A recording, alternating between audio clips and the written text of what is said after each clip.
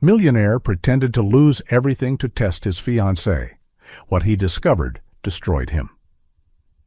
The cruise mansion was bathed in the warm golden glow of crystal chandeliers imported from Italy.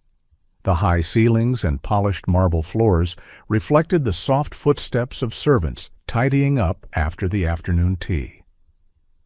Classical music played faintly in the background, just enough to create an atmosphere of elegance without becoming intrusive. This was a world of money, order, and unspoken rules that never needed to be said aloud. In the center of that space, Isabella Moreno stood before a large mirror, adjusting a cream-colored silk dress that had just been flown in from Paris. It was a limited edition, so expensive that an ordinary family could live for an entire year on its price. She smiled with satisfaction, slowly turning to admire her figure, her eyes shimmering with the pride of someone accustomed to being worshipped. At that very moment, a tiny pair of arms suddenly wrapped around her thigh. "I'm hugging Mommy." Ash, one of the 3-year-old twins, giggled happily. Both of his small hands were smeared with melted chocolate from a candy bar he had just stolen from the kitchen. Dark brown stains spread clearly across the pale silk. The smile on Isabella's lips froze. "What is this?" she shrieked, yanking the child's hands away as if she were shaking off something filthy. "What did you do to my dress?" Ash froze. He had not yet understood what had happened when he was shoved backward a step, his wide eyes filling with tears. Samuel, his twin brother, stood behind him, clutching tightly to his brother's shirt, trembling as if sensing the storm that was about to break. Isabella could not control her rage. To her, the dress mattered more than any explanation. She raised her hand high, her cold palm slicing through the air, aiming straight for Ash's fragile little face. In that instant, time seemed to freeze. A figure rushed forward. Leora, the young nanny, did not have time to think. She only followed her instinct. Smack! The dry, cracking sound echoed across the vast living room, drowning out the classical music still playing in the background. Isabella's hand came down hard against Leora's left cheek. The blow was so strong that the cheap hair clip in Leora's hair flew off, skidding across the cold marble floor. Her face snapped to one side, her skin burning with pain. Yet her feet remained planted, not retreating even half a step. The 2 children were held tightly in her arms, their heads carefully shielded as if behind a living shield. The room fell into a deadly silence. Isabella froze for a second. Then her rage flared even more violently. "You stupid girl!" she screamed. "How dare you interfere in my business?"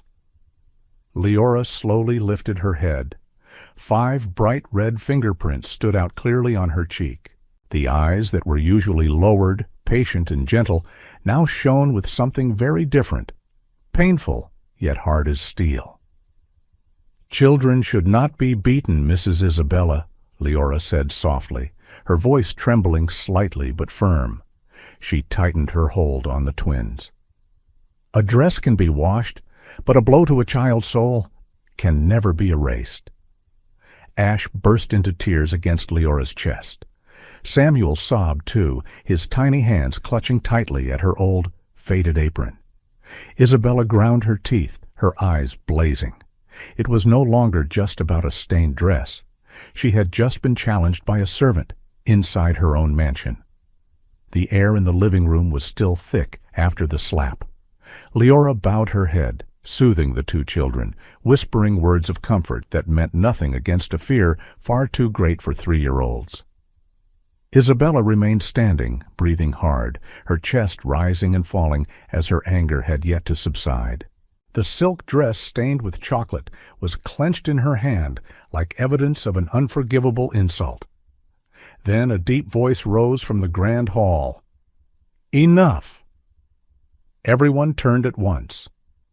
Rowan Cruz stood beneath the large arched doorway leading into the living room. The man the press once called the shark of the construction industry looked so different today he was almost unrecognizable. His familiar Italian silk tie hung loosely and carelessly undone, his shirt wrinkled, his usually meticulous hair now slightly disheveled, as if he had spent hours running his hands through it. His sun-tanned, healthy face had gone pale. Dark circles shadowed his tired eyes. Rowan did not look at Leora, nor at the red marks on her cheek, but his hands were clenched tightly at his sides, his knuckles white. Isabella's expression changed instantly. In a single breath, her fury vanished, replaced by her familiar, helpless look. She spun around and rushed toward Rowan in hurried steps. "Darling, thank goodness you're home," she sobbed, trying to throw herself into his arms. Rowan did not step back, but he did not open his arms either. His body stood rigid, like a statue. "You must fire that woman immediately." Isabella pointed straight at Leora. "She dared to hurt my hand. And look at your children, so filthy. How can that be acceptable? My dress was custom-made for tonight's gala." Rowan took a deep breath. He slowly walked into the room, each step heavy, as if he were carrying the entire mansion on his shoulders. When he spoke, his voice was unusually low and hoarse. "There will be no gala, Isabella." She froze. "What did you say?" "There will be no shopping either," Rowan continued, then dropped heavily onto the expensive Italian leather sofa, his elbows resting on his knees. In that moment, he looked 10 years older. Isabella forced a laugh. "Stop joking, Rowan. I hate these games." Rowan did not smile. He raised both hands to cover his face. A choked sob escaped, raw and painfully real. Even with her head lowered, Leora felt a chill run down her spine. "It's over," Rowan murmured. "Everything is over." He lifted his head. His eyes were red, hollow. "The merger deal was a trap. The partners betrayed me. The company accounts have been frozen. The banks will seize the assets." Isabella blinked rapidly. What are you talking about? What do you mean, seize the assets?" Rowan pulled out his wallet and placed each black and platinum credit card onto the glass table in front of him. Then he put his phone on speaker and called the bank directly. "Dear customer, your account balance is insufficient to complete this transaction. Your account has been locked under a court order." The call ended in deadly silence. Rowan let out a soft laugh, a smile utterly devoid of life. "I have exactly 500 pesos in cash in my pocket. That is everything I own now." Isabella took a step back, as if Rowan had just brought home a contagious disease. "No, that's impossible. This is a test, isn't it, to see how I react?" Rowan shook his head. "The bank's people will come to seize the property before dawn. We have to leave here immediately." "Leave?" Isabella's voice cracked. "Go where? The Four Seasons? A resort in Valle de Bravo?" "Those places no longer belong to me," Rowan said slowly as he stood up. "All I have left is an old apartment on the working-class side of the city. It was left by my brother. It's under someone else's name, so it hasn't been touched yet." Isabella stood with her mouth open. She looked around the glittering mansion, then at the man before her as if he were a stranger. Rowan's words hung in the air like a sentence with no right of appeal. The mansion, which moments ago had been filled with light and the scent of expensive perfume, suddenly felt cold and unfamiliar. Isabella stood motionless for a few seconds. Then she burst out laughing. But it was not a joyful laugh. It was dry, warped, almost hollow. "That's impossible," she repeated, shaking her head. "You're exaggerating everything. You're Rowan Cruz. You can't be poor." Rowan did not answer. He simply turned and signaled for Leora to take the children upstairs and pack what was necessary. That single gesture made Isabella understand. This was not a joke. She stormed toward the master bedroom like a whirlwind. The wardrobe doors flew open. Designer dresses were ripped from their hangers and thrown mercilessly onto the bed. A harsh metallic clatter echoed as Isabella flung open the jewelry cabinet. Diamonds, emeralds, watches, necklaces. Everything poured out in a cold, glittering rain. "Never!" she screamed. "I will not live like a beggar. You can't make me suffer like this."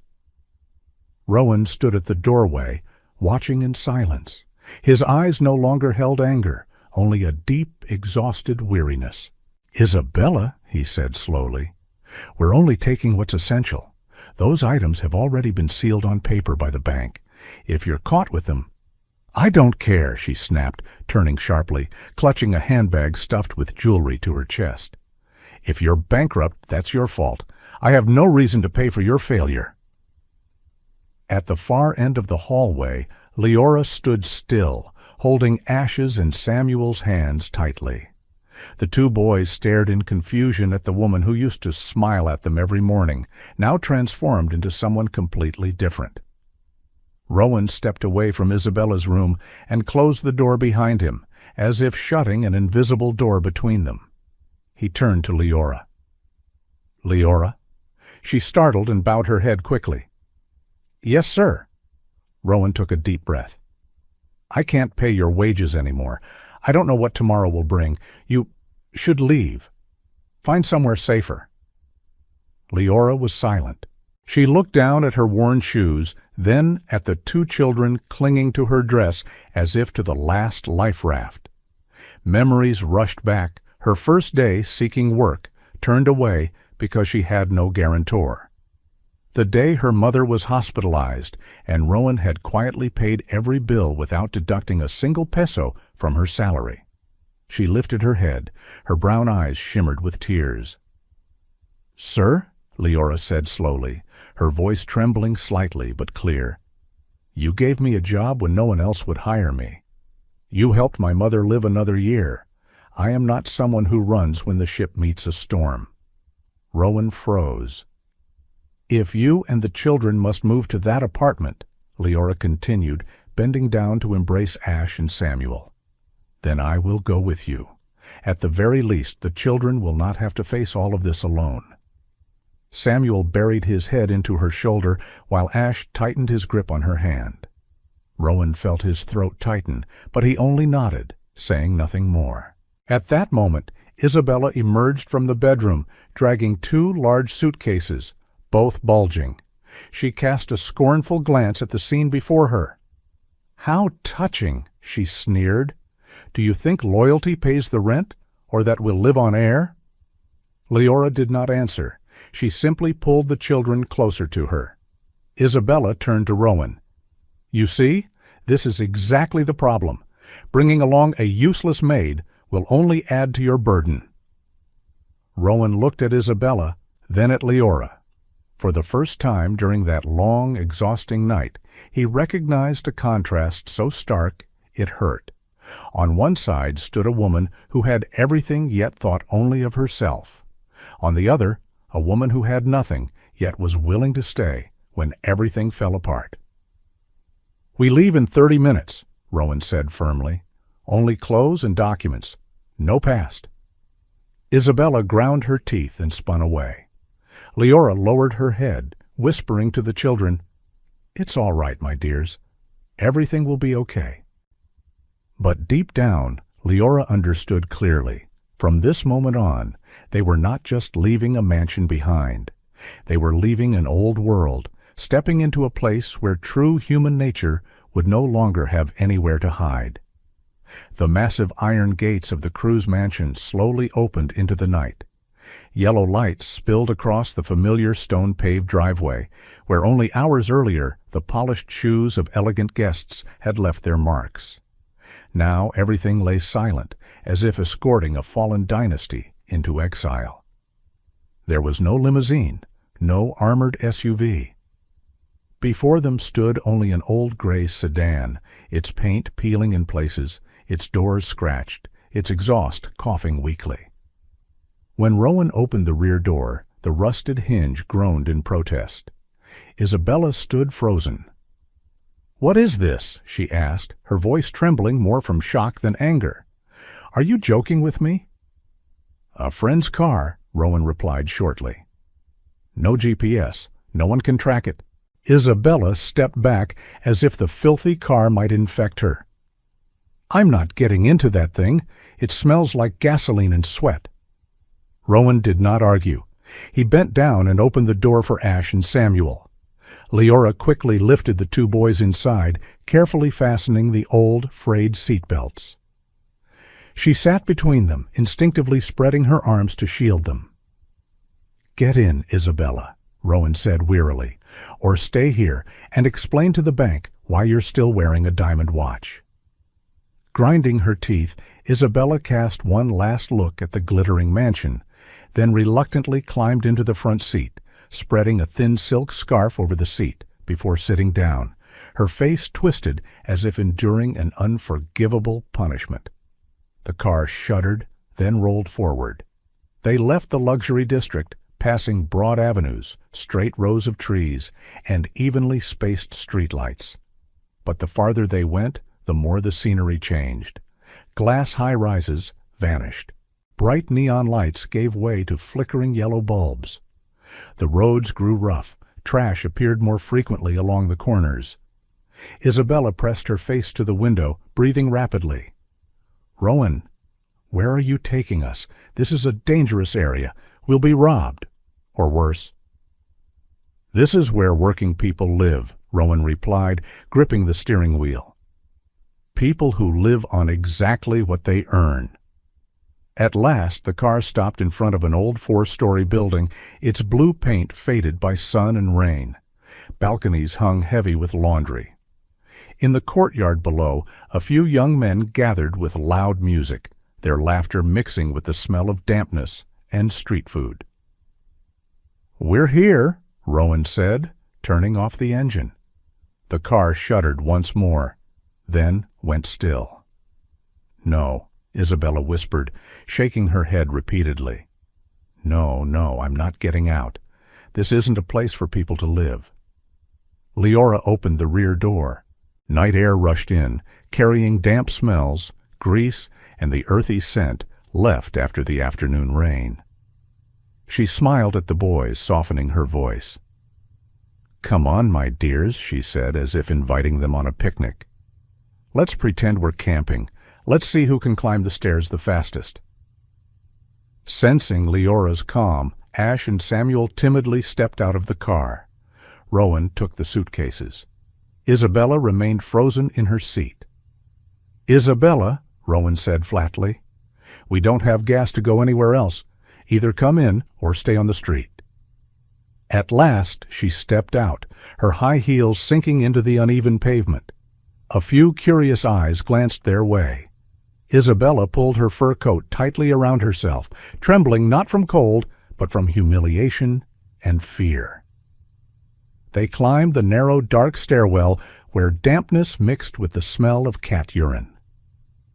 Rowan stopped at apartment 302 and slid the old key into the lock. The door opened. Inside lay a bleak space, a small living room doubling as a dining area, a tiny kitchen with cracked tiles, and 2 narrow bedrooms beyond. Dust coated the old furniture, and a single bare ceiling bulb swayed faintly. Isabella stepped inside, stared at the frayed sofa and peeling floor, then clutched her head and screamed, "You've dragged me into hell! I hate you, Rowan Cruz!" She kicked a chair violently. The crash echoed harshly. Meanwhile, Leora set down the suitcases and took off her coat without a word. She looked around, then began to move. Finding a broom in the corner, she swept a small patch of dusty floor. "Sir," Leora said with a calm that was almost unnatural, even as her cheek remained swollen, "if you help me move this cabinet, I can make a safe place for the children to sleep." Rowan stood motionless.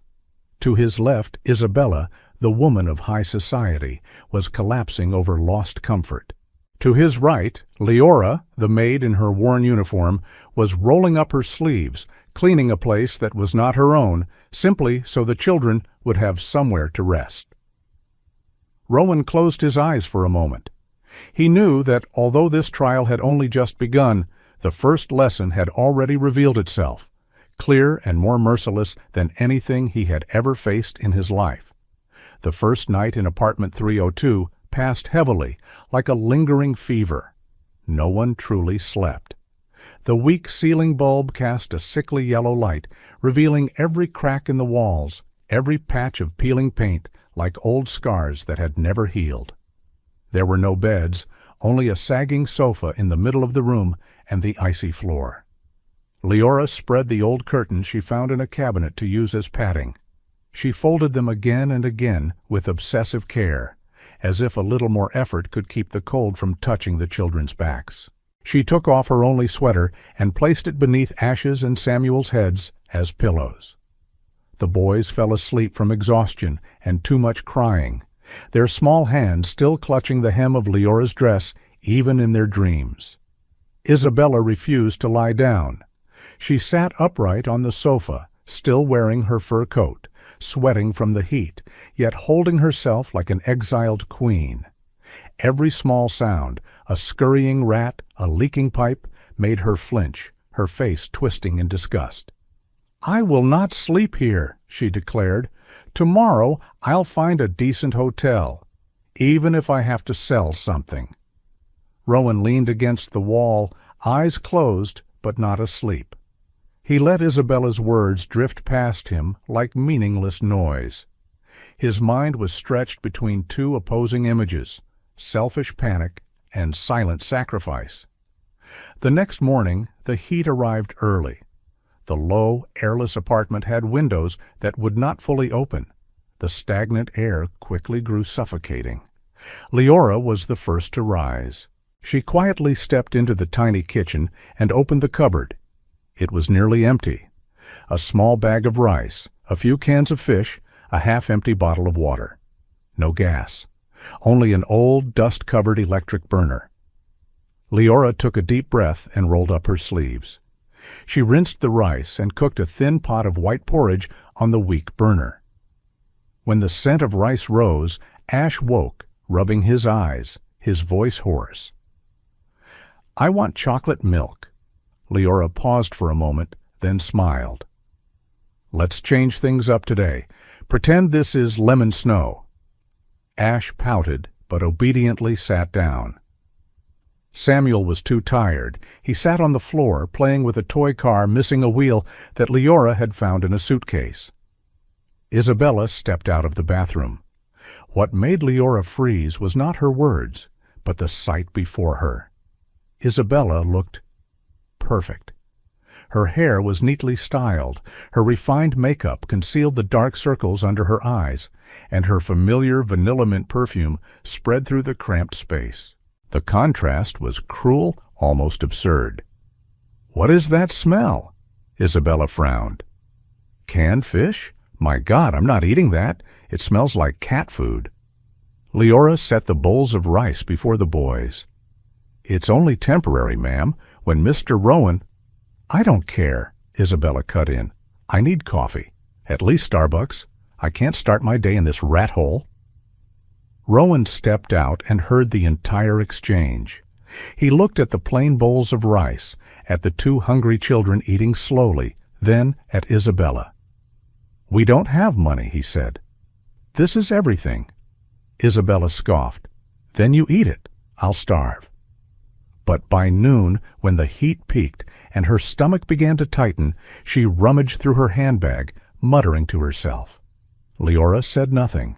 She divided the little rice among the children, eating only a few spoonfuls herself. The day dragged on, sticky like sweat on skin.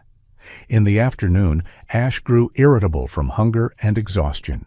Samuel lay stretched out on the floor, his eyes dull. "I'm hungry," Ash whispered. Leora pulled him into her arms, soothing him. "It's all right, almost done." Isabella sat in the corner, scrolling her phone for a signal, her face irritated. "Make those kids be quiet," she snapped. "Their crying gives me a headache." Rowan looked at her, his gaze darkening. "They're hungry."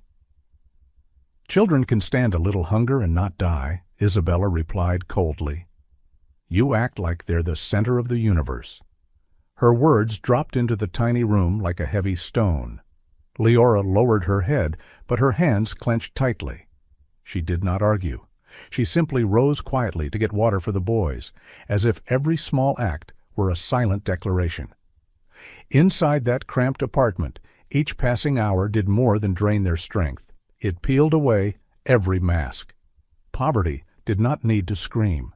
It merely placed people into the same space and waited patiently to see who would become the protector, and who would become the one who walks away. By evening, apartment 302 had become a giant furnace. The heat that had built up all day had nowhere to escape, clinging to skin like a cruel reminder of reality. The old fan Leora found in the corner of the kitchen only pushed out weak streams of air, rattling as if on the verge of dying. Ash sat at the uneven wooden table, pushing his bowl of cold white rice back and forth. "I don't want to eat anymore," he whispered, his eyes red from exhaustion and hunger. Samuel lay flat on the floor, clutching his broken wheel toy car, too weak even to cry. Leora knelt in front of the boys, trying to keep her voice gentle. "Just eat a little more, then you can sleep." Yet she could feel the hollowness in her own stomach tightening in waves. Isabella stepped out of the bathroom. She looked entirely different from everyone else in the apartment.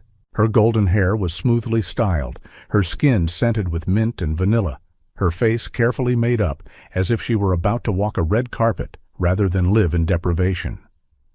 On her shoulder, her designer handbag was still guarded carefully, like a final protective talisman. "Please," Isabella frowned, "tell the children to be quiet. The sound of chewing makes me nauseous." Leora bit her lip and stood, walking toward the kitchen for more water. As she bent to open the low cabinet, a strange scent drifted past, sharp, sweet chocolate, completely out of place in this poor apartment. She stopped. Leora turned toward Isabella. The woman had just turned her back and lightly set her handbag on a chair, her movements quick and cautious. One corner of the bag lay open. Leora approached, her heart racing. She did not want to suspect. She did not want to believe what she was thinking. But when she bent to pick up a silk scarf fallen beneath the chair, her eyes met what lay inside the bag.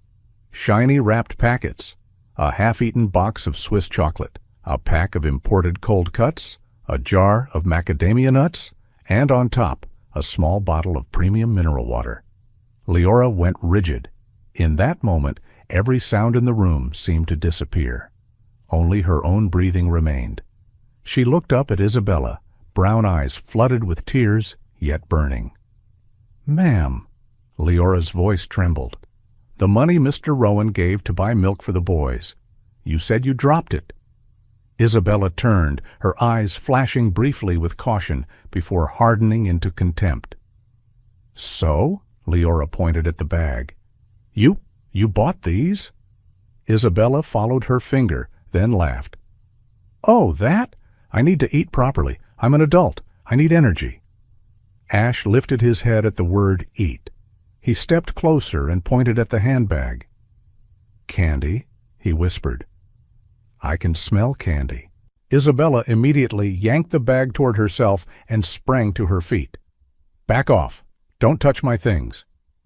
Leora stepped forward. For the first time in many years, she did not lower her head. "While the children starved all day, you were eating chocolate in the bathroom?" Isabella curled her lip. "They've had rice. Children can live on rice. I can't. I'm used to good food." Samuel crawled over and instinctively grabbed a slice of cold cut that had fallen from the bag, stuffing it into his mouth and chewing greedily. Isabella screamed and snatched the meat from his hand. Samuel burst into sobs. "That's enough," Isabella shouted. "Don't put on a moral show for me. You're the maid. Your job is to clean and keep the kids quiet." Leora felt her heart being crushed. "If Mr. Rowan finds out," Isabella stepped close, lowering her voice, each word slicing like a blade. "Do you think he'll believe you? A penniless freeloader?" She leaned in and whispered into Leora's ear. "All I have to do is say you stole the money, that you took things, you'll go to jail, and your mother, the one lying in the hospital, will have no one to take care of her." Leora froze. The fear she had always tried to hide was finally dragged into the light. Isabella straightened, adjusted her dress as if she had just stepped on something filthy. "Clean this place," she ordered, "and if I catch you feeding the children even a bite of my food, you will regret it." She took the mineral water bottle, went back into the bathroom, and slammed the door. Leora stood in the middle of the small room, her hands shaking. Ash and Samuel looked at her with wide, tear-blurred eyes. She knelt down and pulled them tightly into her arms, tears silently falling into their hair. "It's all right," she whispered, both to them and to herself. "I won't let anyone hurt you." She did not know that, several blocks away, Rowan was quietly listening to everything through tiny hidden devices. And every word Isabella had just spoken, every cry of the children, was carving deeper a sentence that could never be overturned. The night rain poured over the old neighborhood like an outburst of rage. Thunder tore across the sky, making the thin window panes rattle violently. Inside apartment 302, the ceiling bulbs swayed with every dry explosion of thunder, its sickly yellow light casting over faces worn down to exhaustion. Nearly 3 in the morning. Rowan lay on the living room floor, his back against the damp wall. He was not asleep. His eyes were wide open, fixed on the stained ceiling, his ears straining for every smallest sound inside the apartment. In the next room, Ash and Samuel slept together on their makeshift bedding. Leora sat directly in front of the boy's door, her back to the wall, arms wrapped around her knees like a living barrier. Isabella lay on the sofa with her back to everyone, headphones clamped over her ears. She was not sleeping, only pretending not to hear the world collapsing around her. Then a scream rang out, not a cry, a raw, panicked scream. "Sir, Mr. Rowan, wake up!" Rowan sprang up instantly. His heart seized. He rushed toward the children's room. Leora was holding Samuel in her arms. The boy was burning like hot coals, his body jerking in short convulsions, his teeth chattering violently. His eyes rolled back, his breathing rapid and shallow. "Samuel has a high fever," Leora said in panic. "He's having seizures." Rowan placed his hand on his son's forehead. The scorching heat sent a chill through him. "We have to bring the fever down immediately," he ordered. "Cold water, now." Leora ran to the kitchen, nearly slipping on the rainwater leaking across the floor. She brought back a basin, soaked cloths, and repeatedly wiped Samuel's forehead and chest. The boy moaned weakly. The convulsions had not fully stopped. Isabella appeared at the doorway, wrapped in her fur coat, her face twisted in irritation at being woken. "What is going on? It's the middle of the night. Stop making a scene." "Your son is convulsing," Rowan growled. "We need a doctor, right now." Isabella folded her arms. "Then take him to the hospital." "We don't have a car," Rowan said quickly. "The old car's battery is dead. I need your phone. Call an ambulance."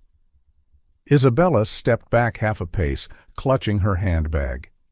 "No, my phone is almost out of battery. I need it for myself." Rowan stared at her in disbelief. "What could be more important than my son's life?"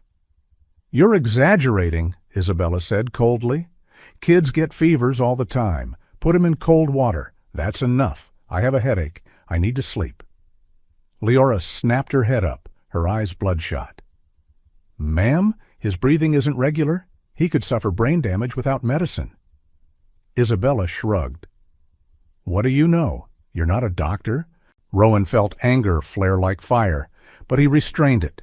He could not reveal anything now. He turned to Leora. "Do we have any fever medicine left?"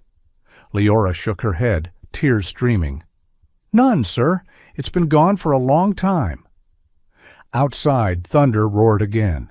Rain hammered the metal roof like war drums. "There's a night pharmacy," Leora said quickly, her voice shaking yet firm. "More than 2 kilometers away, across the main avenue." "No," Rowan replied instinctively. "In this rain, it's dangerous." Leora stood, placing Samuel into Rowan's arms. "You stay. He needs your voice. I'll go." "We don't have money," Rowan whispered. Leora did not answer. She hurried to the corner, threw on her thin jacket, then paused for a brief second. She looked down at her hand. On her ring finger was a small old gold ring with a faded blue stone. No one noticed as she slipped it off. "Take care of him," Leora said, already turning toward the door. "Don't let him sleep." The door slammed shut, leaving Rowan holding his burning son. Isabella muttered something irritably and returned to the sofa, pulling the blanket over her head. Rowan cradled Samuel, wiping his forehead and whispering meaningless reassurances. Inside him, a primal fear was screaming. For the first time since beginning this entire charade, he felt he was losing control. Outside, Leora ran. Rain lashed her face, cold wind slicing her skin. Her thin canvas shoes were quickly soaked through. She slipped once, scraping her knee until it bled, but she stood up immediately and kept running. In her mind there was only one image: Samuel's burning, trembling body. When she burst into the brightly lit pharmacy, the clerk startled. "I need fever medicine for a child," Leora gasped. "Strong medicine, right now." "Do you have a prescription?" the man asked. Leora searched her pockets. Empty. She swallowed hard, then placed the ring on the counter. "This is gold, please. Exchange it for the medicine. I don't need any change." The clerk took the ring, looked into her panicked eyes, then sighed. "All right." Meanwhile, inside apartment 302, Samuel let out a weak moan. Rowan sat on the floor with his back against the wall, one hand holding a wet cloth to his son's forehead, the other clenched until his knuckles turned white. For the first time in many years he prayed, not as a wealthy man asking for more blessings, but as a father terrified beyond measure.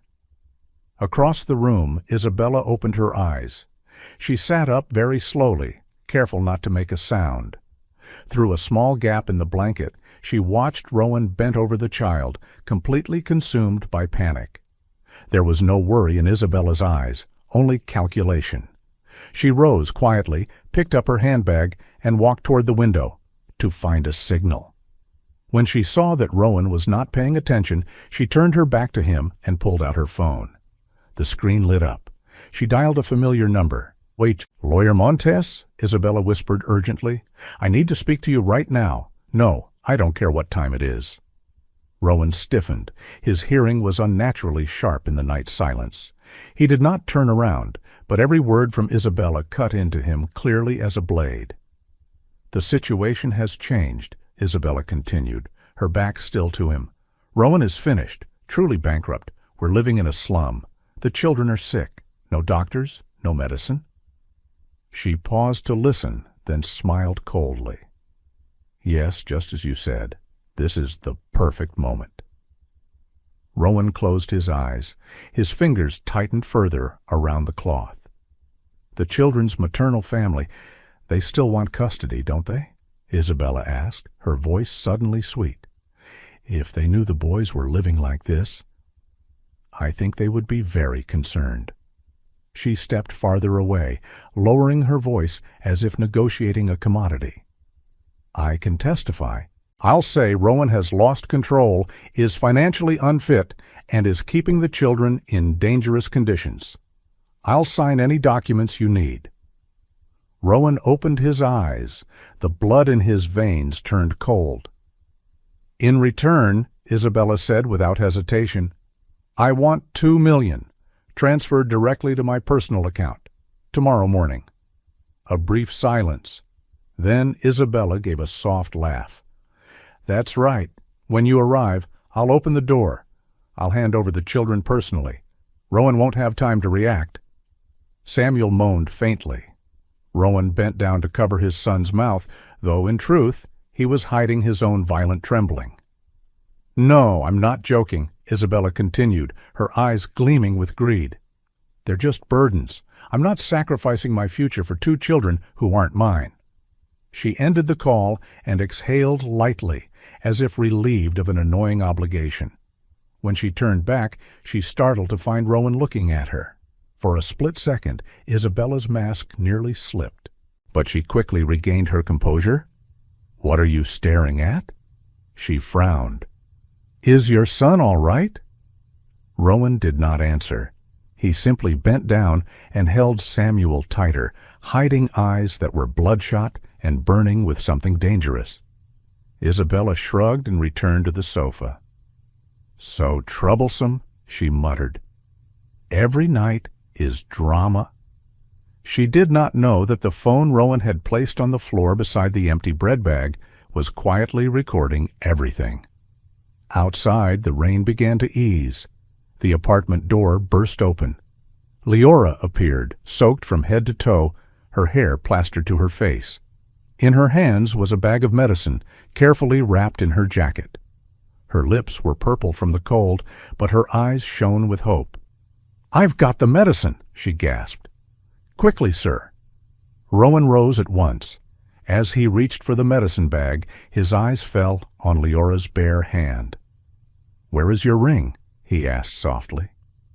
Leora froze for a second, then shook her head. "It doesn't matter, sir. Save the boy first." Rowan said nothing more. But in that moment, all the pieces fell into place. On one side was the woman who had sold her only keepsake to save a child who did not share her blood. On the other was the woman ready to sell that same child to buy back her life of luxury. 2 extremes. 2 verdicts. When the medicine was given, Samuel slowly stopped trembling. His breathing steadied. Rowan closed his eyes, resting his forehead against his son's, shaking with relief.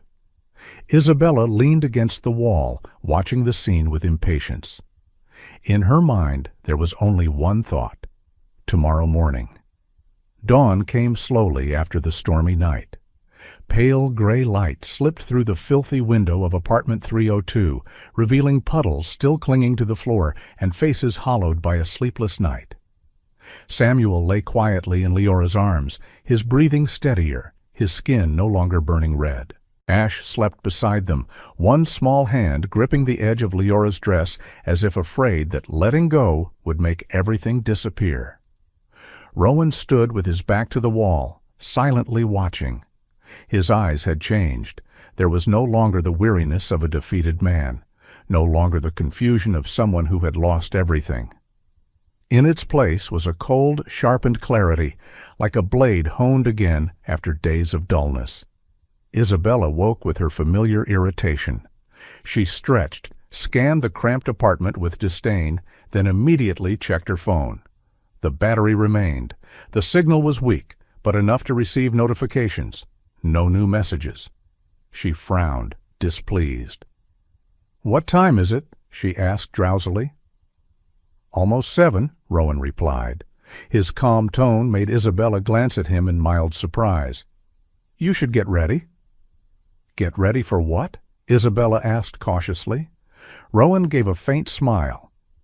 "People will be coming this morning." Isabella did not ask more. Last night's call replayed clearly in her mind. She went into the bathroom, fixed her hair, reapplied her lipstick out of habit.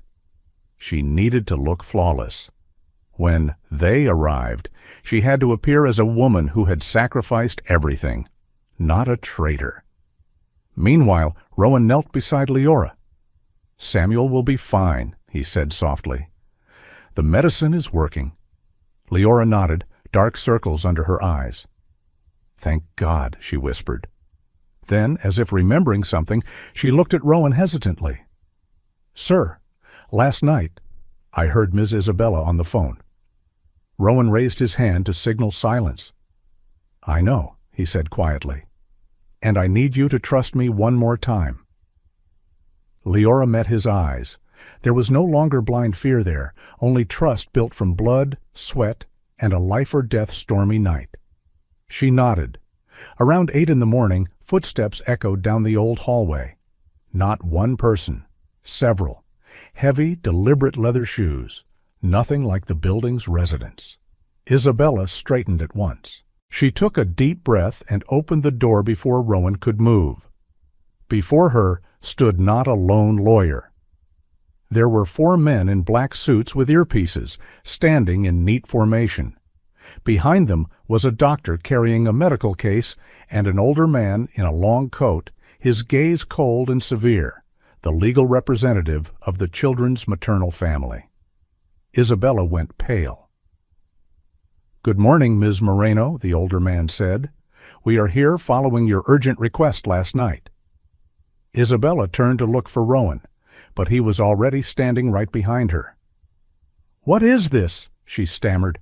"You said it would only be—" "Only a lawyer?" Rowan cut in, his voice deep and clear.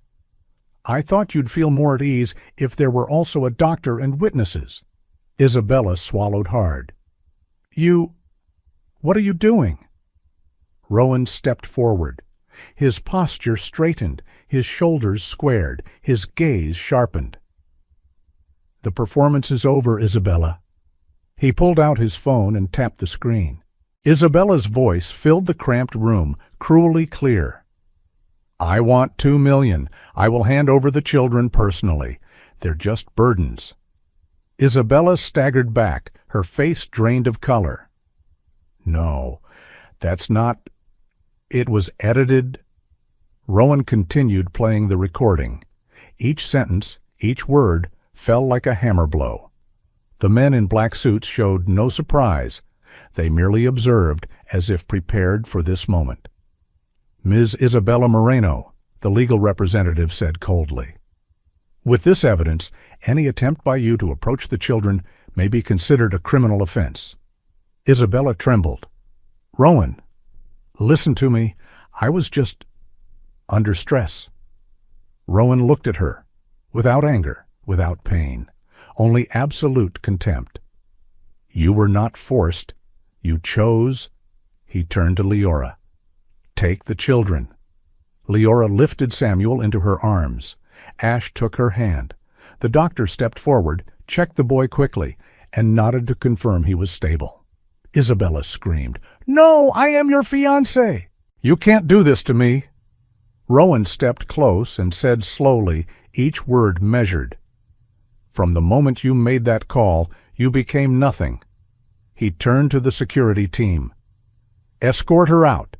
Leave her luggage. This apartment is paid through the end of the month."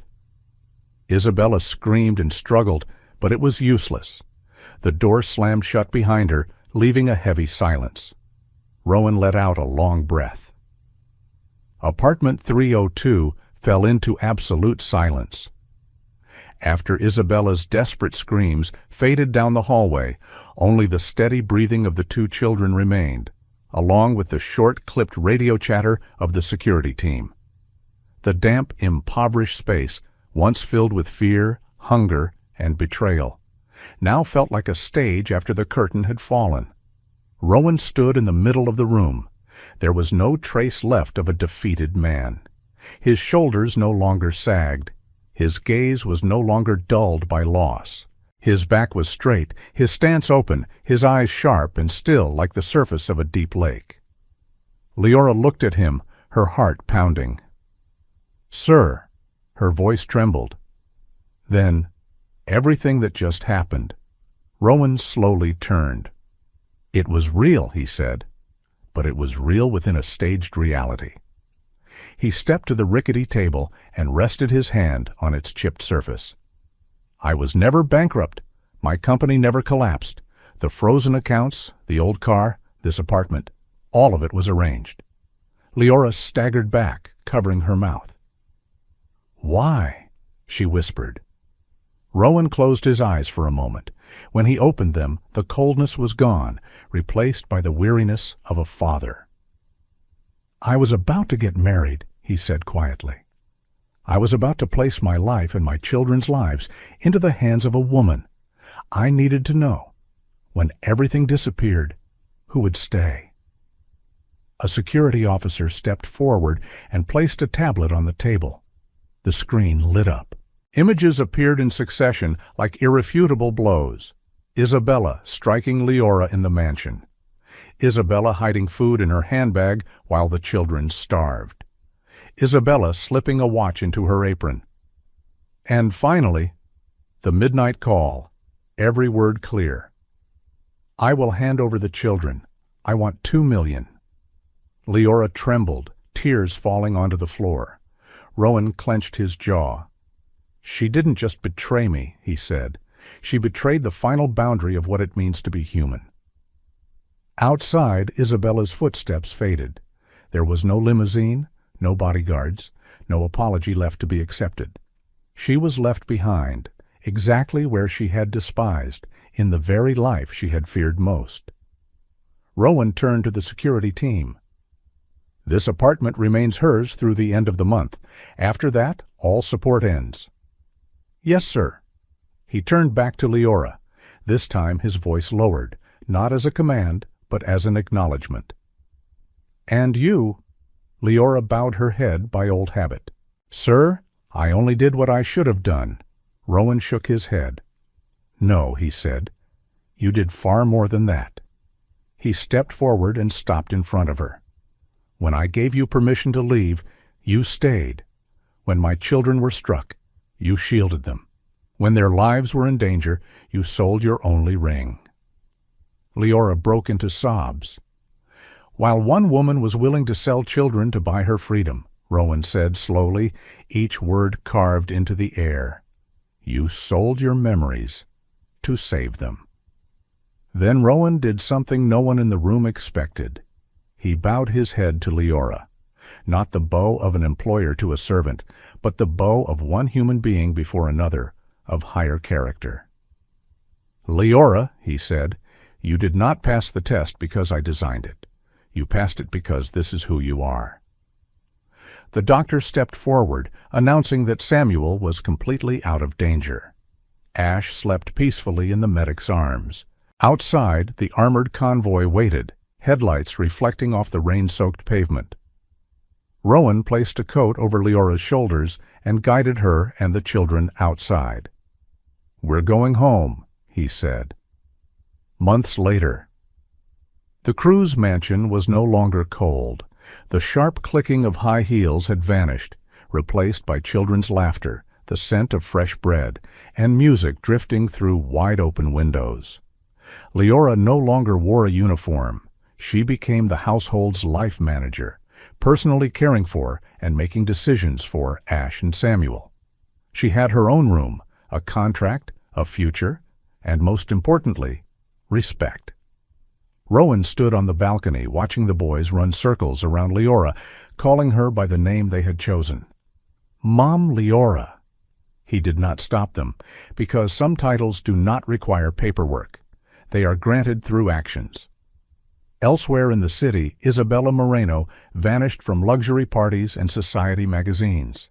No scandal, no sympathy, just a name erased. Rowan looked at his family and let out a quiet breath. He had once believed power was money, but in the end, he understood. The most valuable thing is not the person who stands beside you when you are rich, but the one who stays when you have nothing.